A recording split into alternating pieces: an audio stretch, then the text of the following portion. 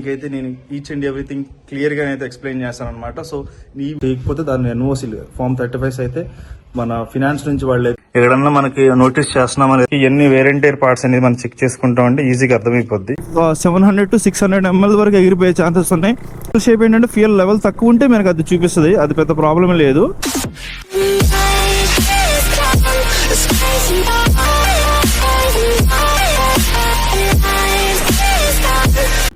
Hello everyone, this is welcome back to the channel. So ఈ రోజు మనతో KTM RC 390 అయితే ఉంది, BS3 2016 మోడల్ అనమాట. సో నేను ఈ వీడియోలో మీకు ఏం చెప్తాం అనుకుంటున్నానంటే లైక్ యూజ్డ్ బైక్స్ అనేది ఎలా కొనాలి, ఎలా చెక్ చేసుకోవాలనేది each and pin to pin అయితే మీకు అయితే నేను గైడెన్స్ ఇస్తాను.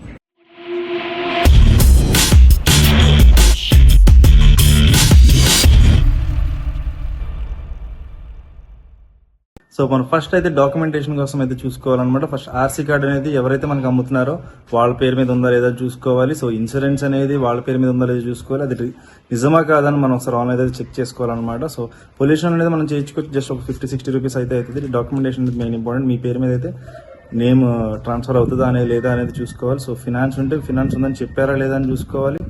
ఒకవేళ ఫినాన్స్ లేదు అంటే RC మీద హైపోథికేషన్ రిమూవ్ చేశారా లేదా. ఒకవేళ చేయకపోతే దాన్ని ఎన్ఓసి ఫామ్ 35 అయితే మన ఫినాన్స్ నుంచి వాళ్ళు అయితే మనం ప్రొవైడ్ చేస్తున్నారు. ఫ్రెష్ అనమాట.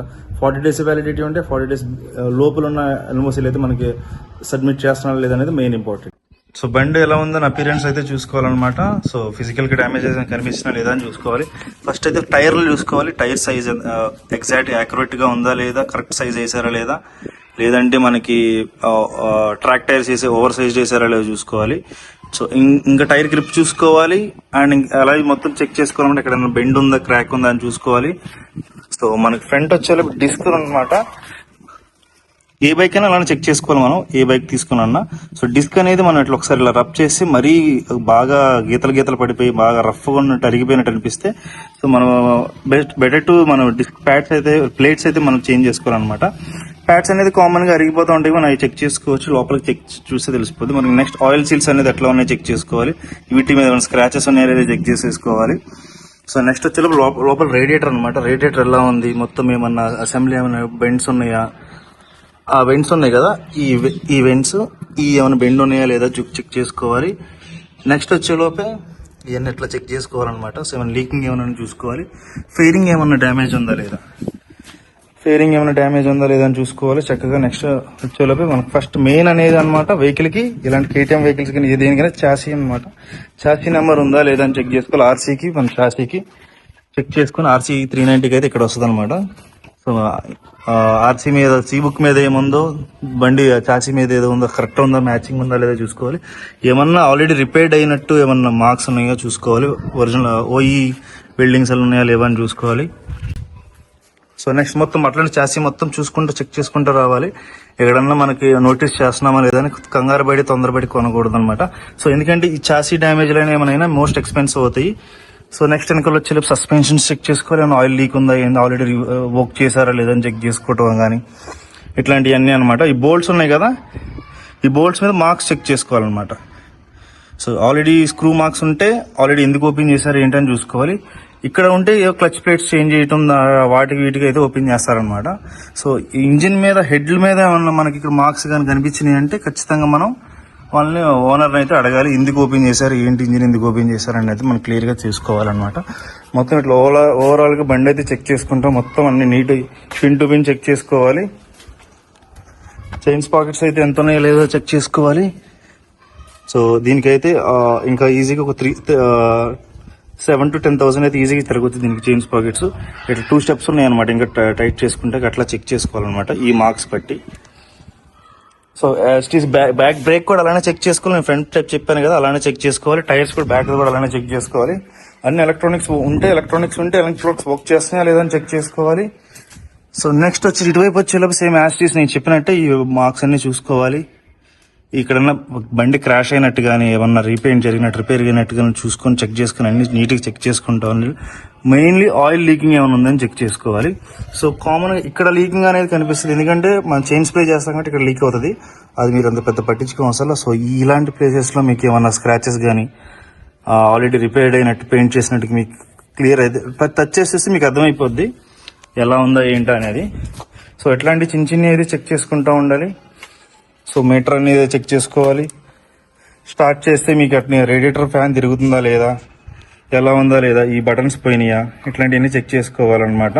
ఏమన్నా ఎర్రర్ కోడ్స్ చూపిస్తున్నా లేదా అనేది చెక్ చేసుకోవాలి. మీకు ట్రయల్ రన్ అయితే అట్లీస్ట్ ఒక 4 to 5 కిలోమీటర్స్ అయితే డ్రైవ్ చేయటాకైతే రైడ్ చేయటాకైతే ట్రై చేయండి. సో ఎందుకంటే 1-2 కిలోమీటర్స్కి ఒక 200-300 మీటర్స్కి అయితే మనకి ఏం తెలియదు. అట్లీస్ట్ 3-4 కిలోమీటర్స్ బండి రన్ చేస్తే గానీ మనకి ఏమన్నా ఇంటర్నల్గా ఏమన్నా రిపేర్స్ ఉన్నా, సౌండ్స్ ఉన్నా అన్ని బయటకు రావడానికి ఛాన్సెస్ ఉన్నాయి అన్నమాట. సో కొంచెం మరీ బండి ఎక్కగానే టాప్ స్పీడ్ కొడతారు, అట్లాంటివి ఏం చేయకండి. బండి కొనేటప్పుడు చెక్ చేసుకుని నీట్గా అన్ని చెక్ చేసుకోవాలి. సో కీ చైన్ కూడా మనకి ఇట్లా నీట్గా ఉందా లేదా చూసుకోవాలి. ఎందుకంటే కొంతమంది థెఫ్ట్ చేసిన వెహికల్స్ ఉంటే మనం దీని ద్వారా చెప్పేయచ్చు అనమాట. ఎందుకంటే బండి ఏజ్కి, బండి తిరిగిన కిలోమీటర్స్కి ఎన్ని వేరెంటైర్ పార్ట్స్ అనేది మనం చెక్ చేసుకుంటాం అంటే ఈజీగా అర్థమైపోద్ది. ఇది జెన్యున్గా 33,000 తిరిగింది కాబట్టి కిలోమీటర్స్ మనకి అన్ని స్టాక్ ఉన్నాయి అనమాట. బ్రేక్ పెడల్స్ కానీ ఇవన్నీ అరగలేదు. కొంతమంది 20,000 30,000 తిరిగేసి ఉంటాయి, బట్ ఇవన్నీ అరిగిపోయి ఉంటాయి. మొత్తం అన్ని ఫేడ్ అయిపోయి ఈ హ్యాండ్ గ్రిప్స్ కానీ అంతా అరిగిపోయి, బటన్స్ అరిగిపోయి అన్ని కనిపిస్తూ ఉంటాయి. సో అది మాత్రం మనం కొంచెం సస్పిషియస్ గా చూసుకోవాలి.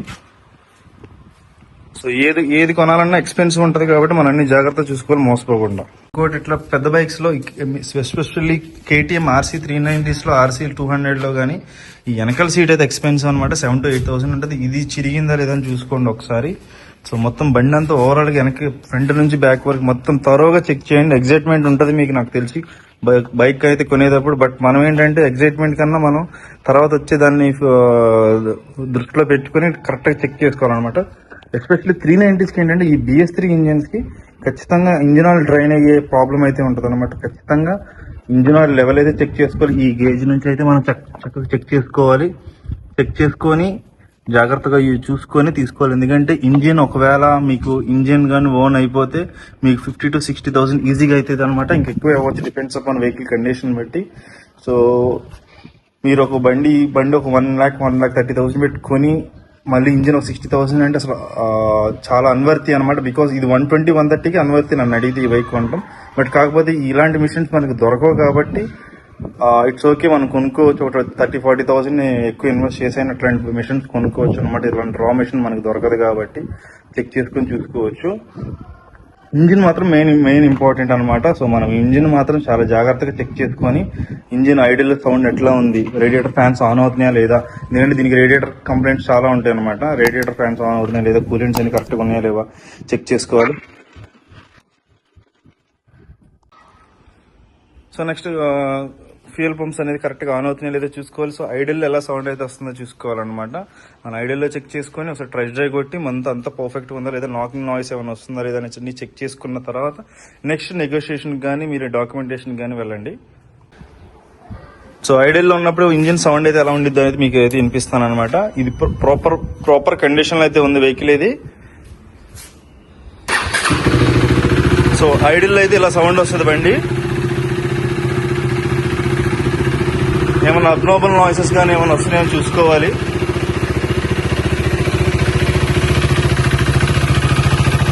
ఇంజిన్ దగ్గరుండి కూర్చొని మనం అబ్జర్వ్ చేస్తే ఏమన్నా ట్యాపెట్ సౌండ్ కానీ ఏమన్నా నాకింగ్ నాయిస్లు కానీ ఏమన్నా వస్తున్నాయంటే మీరు చెక్ చేసుకోవచ్చు.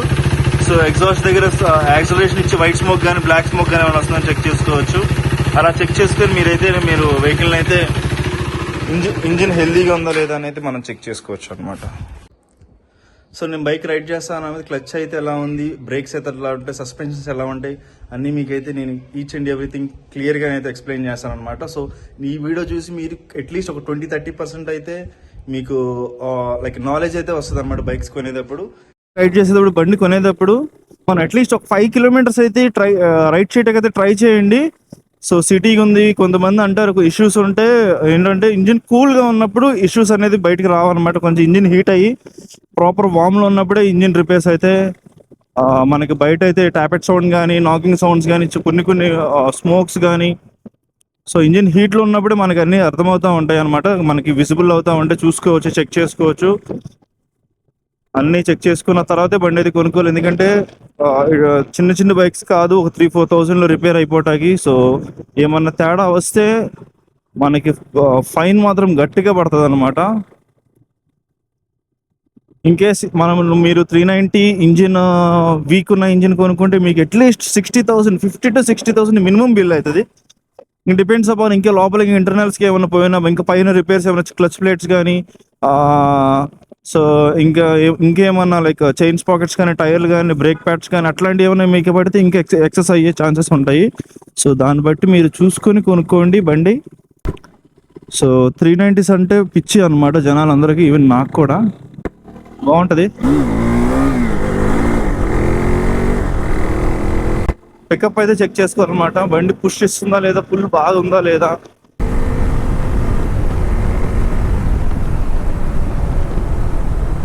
బ్రేక్స్ టచ్ చేసి చూసుకోండి. ఫ్రంట్ బ్రేక్ బాగా మంచిగా బైట్ బాగుందా, ఫ్రంట్ బ్రేక్ కానీ బ్యాక్ బ్రేక్ కానీ బైట్స్ ఎట్లా ఉన్నాయి చెక్ చేసుకోవచ్చు. మనం నీట్గా చెక్ చేసుకొని తీసుకోవాలన్నమాట. టెంపరేచర్ గేజ్ ఇది వర్క్ చేస్తుందా లేదా, డెఫినెట్గా రేడియేటర్ ఫ్యాన్ వర్క్ అవుతుందా లేదా అని చూసుకోవచ్చు. ఎందుకంటే 390sలో 99% ప్రాబ్లమ్, ఫస్ట్ 99% అయితే ప్రాబ్లమ్స్ అనేది మనకి రేడియేటర్ ఫ్యాన్ ఇష్యూస్ కానీ అవి ఉంటాయి. ఇది ఇంజిన్ ఆయిల్ తాగుతుంది, పెట్రోల్ కాదు, ఇంజిన్ ఆయిల్ తాగుతుంది ఈ బండి. సో సింగిల్ సిలిండర్ ఇది 390cc కాబట్టి డెఫినెట్గా మీకు మనకి ఇంజిన్ ఆయిల్ అయితే డ్రింక్ చేస్తూ ఉంటుంది అనమాట. సో అంటే ఎక్కువ డ్రింక్ చేయదు, అది కూడా చెక్ చేసుకోవాలి మనము. చాలామంది 390s కొనేసి 5,000 వరకు ఇంజిన్ ఆయిల్ మార్పిచ్చేసాం కదా, జనరల్ సర్వీస్ ఇచ్చాం కదా అన్నట్టు తిరగకూడదు అనమాట. ఎవ్రీ 500 to 1,000 kilometers మనం ఒకసారి చెక్ చేసుకుంటూ ఉండాలి. అట్లీస్ట్ ఒక 100 ml, 50 to 100 ml అయితే డిఫరెన్స్ వస్తుంది అనమాట, తాగుతుంది 100%.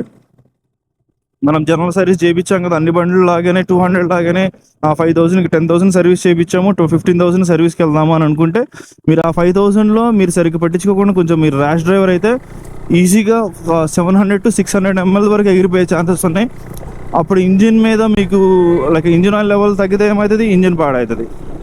సో అట్లాంటి మీకు లాస్ అయ్యే ఛాన్సెస్ కూడా ఉంటాయి అనమాట. ఎందుకంటే ఫస్ట్ ఓనర్ ఈ మోడల్ బళ్ళు ఫస్ట్ ఓనర్ దొరకరు, second or third or fourth దొరుకుతారు. మనం అన్ని చెక్ చేసుకొని ప్రిపేర్డ్ అయ్యి కొనుక్కోవాలి ఈ బండి అనే కదా, హైయర్ సీసీ ఏ బండి అయినా కానీ. మీ క్లచ్ ప్లేట్స్ పోతే ఏమవుతుందంటే మీరు ఇలా యాక్సిడెంట్ ఇచ్చినప్పుడు ఈ సౌండ్ వస్తుంది అనమాట. అట్లా మీరు ఏదో బండి అయితే ఆర్పిఎం అయితే రేస్ అవుతుంది, మనకి స్పీడ్ మాత్రం ఉండదు. అది కొన్ని క్లచ్ ఎంతవరకు ఏ ప్లేట్ పోయింది, ఇది ఎక్కడెక్కడ వరకు అనేది మనం చూసుకోవాలన్నమాట. కొన్ని బళ్ళు 30 స్పీడ్ నుంచి స్పీడ్ వెళ్ళి, కొంత 60 తర్వాత నుంచి స్పీడ్ వెళ్ళి, కొన్ని 80 తర్వాత నుంచి పికప్ డ్రాప్ అయిపోద్ది. ఆర్పిఎం రేస్ అవుతూ ఉంటుంది కానీ బండి అయితే పికప్ ఉండదు. అలాంటివన్నీ చూసుకోవాలి అనమాట.